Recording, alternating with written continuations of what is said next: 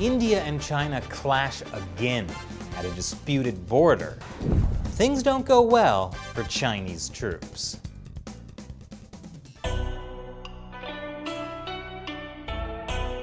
Welcome back to China Uncensored. I'm Chris Chappell. The India-China border conflict doesn't seem to be stopping anytime soon, because India and China have faced off once again. According to the Indian Ministry of Defense, on the night of August 29th, the People's Liberation Army carried out provocative military movements to change the status quo.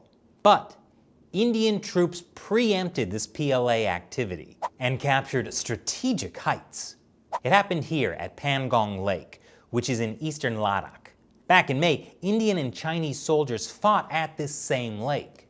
The lake is at the line of actual control, the border along the disputed territory that India and China both claim. According to the Telegraph, this latest clash happened when around 500 Chinese troops had tried to cross into Spangur, a narrow valley near the village of Chushul, and 3 hours of hand-to-hand combat ensued. Chushul is a village south of Pangong Lake. This is the first time that Chinese and Indian soldiers have fought on the southern bank. According to reports, Chinese troops tried to cross the line of actual control. But those reports are wrong, obviously, because China never crosses the line, according to the Chinese Foreign Ministry. China has never proactively provoked any war or conflict. We have never invaded or occupied an inch of other countries' land. In fact, China's border troops have always strictly observed the actual borderline. We've never crossed it. You know what? She's right. China has never crossed the line. They just moved the line, like they did in the South China Sea. Which obviously means the Indian side is to blame for crossing the line that the Chinese military had so thoughtfully moved. India's actions seriously violated China's territorial sovereignty. We urge the Indian side to stop all kinds of provocations and immediately withdraw those personnel who illegally crossed the border. So what was India's serious violation?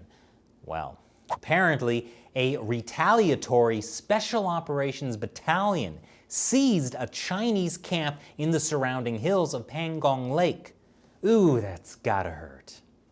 Reports say that the Indian troops that seized the Chinese military post were part of the Special Frontier Force, also known as Vikas Battalion.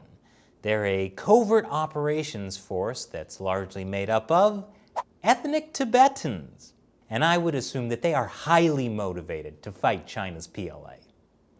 Now, Pangong Lake is one of the areas where India and China disagree on the exact location of the line of actual control, which means it's a great place for Chinese troops to try to move the borderline, which is what they successfully did back in May. After clashes on the north bank of the lake, Chinese soldiers occupied land that was previously patrolled by both sides, but not permanently occupied by either. And they started building roads in the area. Pangong Lake used to be a popular tourist area in India, but not anymore. Within the past few months, analysts said the Chinese have built observation towers, fortified bunkers, and 2 new marinas. Now, this isn't new. We've talked about China's salami slicing strategy before, where they take small amounts of territory at a time, which worked great for them in the South China Sea. And locals in the region have complained for years that Chinese troops have been steadily nibbling away at Indian territory, taking over high-altitude pasture land and blocking traditional herding routes, and that the Indian Army knew about this and did nothing. But that's no longer the case, as the Indian military's preemptive action last weekend shows. After the clashes back in May and June, both India and China agreed to disengage their troops from the region. But India has accused China of not actually disengaging, which, given what happened over the weekend, seems like a fair concern. Both sides have now started another military dialogue to solve the situation. But the Chinese Communist Party is not used to having their salami slicing strategy called out and directly challenged on the ground. So the real question is, Will the Indian military's actions stop China from moving the border on the line of actual control? We'll have to wait and see. And now is a time when I answer questions from one of you, a fan who supports China Uncensored on the crowdfunding website Patreon.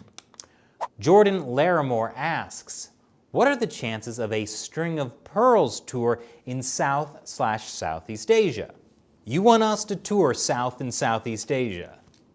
Sounds like fun. We've traveled quite a bit for China Uncensored over the years, but the last time we did a tour of several countries in a row like this was back in 2016, in our Pivot to Asia tour.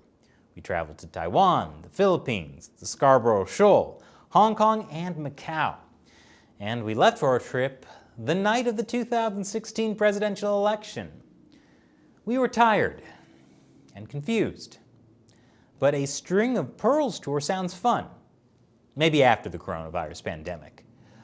All we would have to do is hit Pakistan, the Maldives, Sri Lanka, Bangladesh. Okay, I'm starting to feel exhausted already. But I'd definitely hit Djibouti. All kidding aside, one place we definitely want to go to is India. I'm imagining being in a Bollywood movie, meeting the Dalai Lama, and last but not least, a China Uncensored fan meetup on the line of actual control. How great would that be? Thanks for your question, Jordan. And thank you for watching. If you like the show, be sure to subscribe. We publish new episodes every Monday, Wednesday, Friday, and Saturday. So if you're not seeing them, check to make sure you're still subscribed and have notifications set to all. And if you like uncensored news about China, please support the show on Patreon. Visit patreon.com/ChinaUncensored to see how. Once again, I'm Chris Chappell. See you next time.